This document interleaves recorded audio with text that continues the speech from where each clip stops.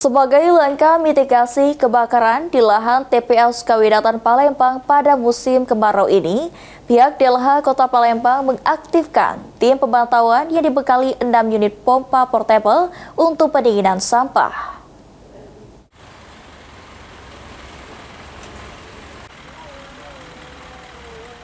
Antisipasi potensi kebakaran lahan tempat pemprosesan akhir TPA Sukawidatan, Dinas Lingkungan Hidup DLH Kota Palembang sudah mempersiapkan langkah mitigasi 2. Kepala DLH Kota Palembang Ahmad Bustain mengatakan jika saat ini tim pemantauan sudah kembali diaktifkan di TPA Sukawidatan Palembang guna mengawasi kemunculan titik api. Tim pemantauan yang bertugas dibekali 6 unit pompa air portable untuk melakukan pendinginan tumpukan sampah jika kondisi suhu mulai meningkat. Masuk musim panas atau kemarau, kami mengaktifkan kembali tim